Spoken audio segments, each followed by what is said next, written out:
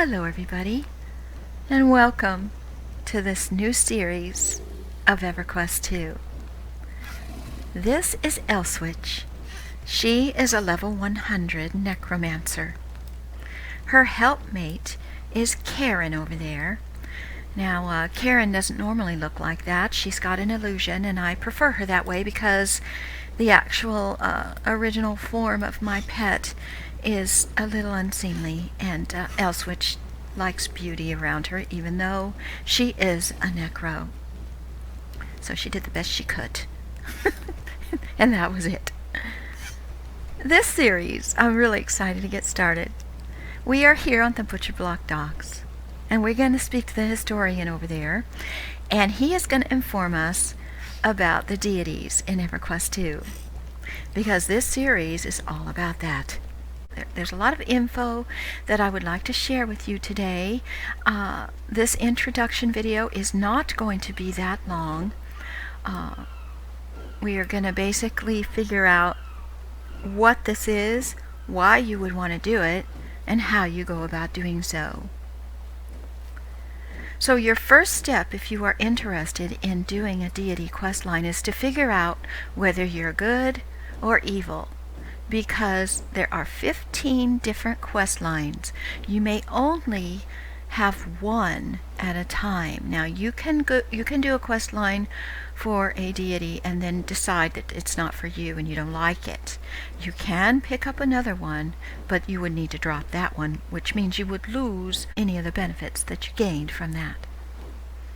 So Elswitch is going to work on all of the evil and neutral deity quest lines and share those with you. And I have another character who is a good character, and she will run through those quest lines as well. Now, some of the quest lines have prerequisites, so you will need to do a little bit of research if you are a low level. If you are a higher level character, you might have already done most of the prerequisites already.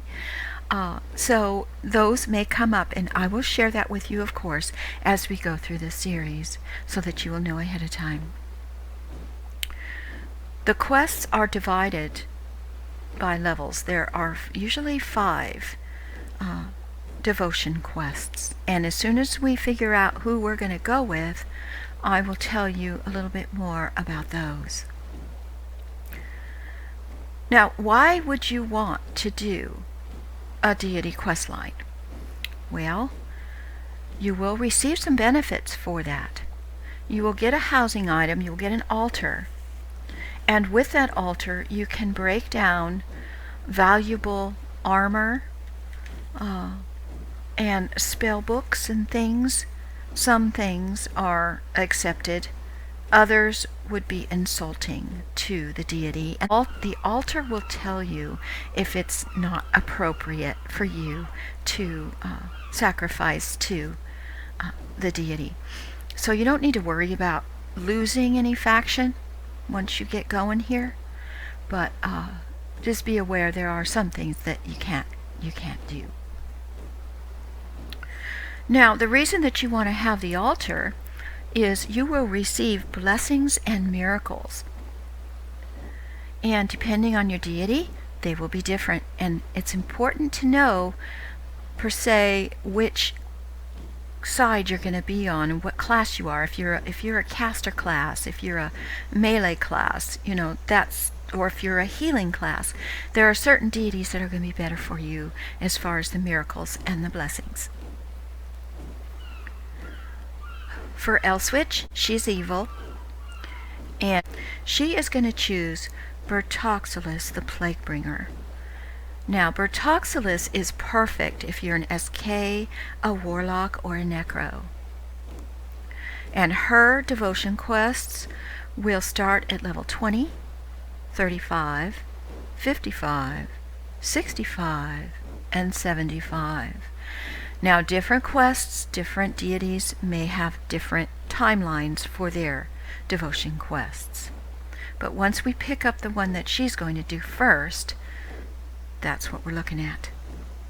Now, her blessings, once she completes this quest line, will give her increased spell damage, wards, to ward off disease and cause damage to others. Disease damage mainly. She also has miracles coming that will stifle targets, cancel target buffs, summon combat pets, and shape changes the caster, and things such as that. You will also pick up on your journey doing these deity quest lines. You will pick up a pet, and you will pick up a cloak. And the pet is quite useful if you have them summoned, and you can hide them. But if they're summoned, they will give you benefits also. So without further ado, let's go ahead and introduce ourselves to the Philosopher Rhymes. Hello, sir. And when you click on them, you're going to see all these altars. Now, you can buy these outright. I don't know if they work the same as the ones that that we're going to get from our prophet. You can also pick up crafting books. So I have never purchased one of these, so I've always gotten my altars via the quest line.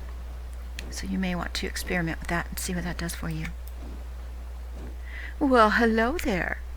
I'm sure you've heard all the hubbub about the deities coming back. Some people think it's grand, others not so much. Oh, I think it's wonderful. Ah, fantastic. Well, if you're interested, I've been taking notes on where the prophets have gone. You can talk to them for more information. Prophets are always ready to welcome new followers into the flocks. So here you can decide whether you just want to look at the good ones, the neutral ones, or the evil ones. But we're going to go ahead and I'm going to share these with you real quick. I am interested in powers of good. Alright, here you can find out information about Nathaniel Mars Prophet, Tunares, Quellius, Rodset Knife, and Erlosimar. So if you click on one of these, he's going to tell you where to go to speak to the prophet and get the quest started. It's that simple. Now we want to look at the neutral deities.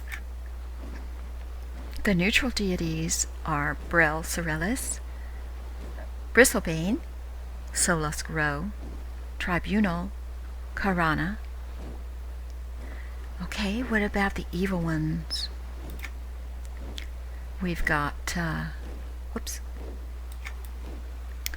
we've got Kazak Thul, Ralozek, Inarek, and Bertoxilus. So I am interested in Bertoxilus, sir. Well, the prophet for that deity is named Wrath Everstill, and he can be found near the entrance to the city of Gorowin in Timorous Deep. It's been said that he's conducting some rather gruesome experiments on some of the locals in an attempt to unleash the wrath of Bertoxilus, the plague bringer. Perhaps he could use your assistance. Huh, very good then. I'll be on my way. You're not going to get a quest from this guy, so you'll need to jot down the location if it's somewhere that you're not familiar with. And what we're going to do is we're just going to head on over to Gorowin and see if we can't find this fellow.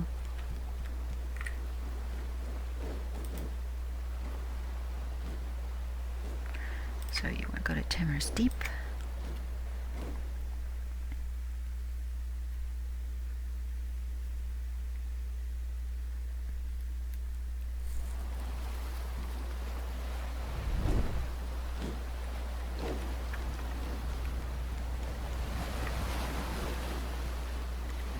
Now, Gorowin can be a little confusing to get around, but it is quite simple to get to where we need to go today.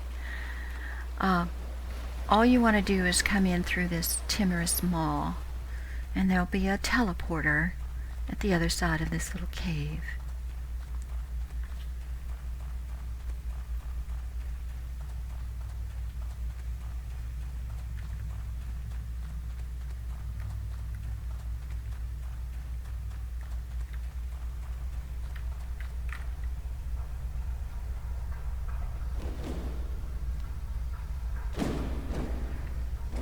And this puts us at the top level. And the prophet is right outside the city here.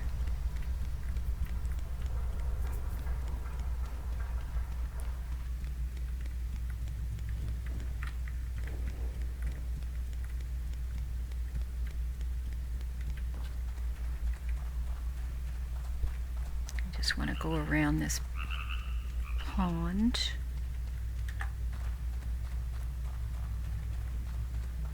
You can see that little cavern there. I think you can probably jump across. I'm not sure. And there's an altar. So this is what Bertoxolus's altar will look like. And when you get it, you can put it in your home. But here's the prophet.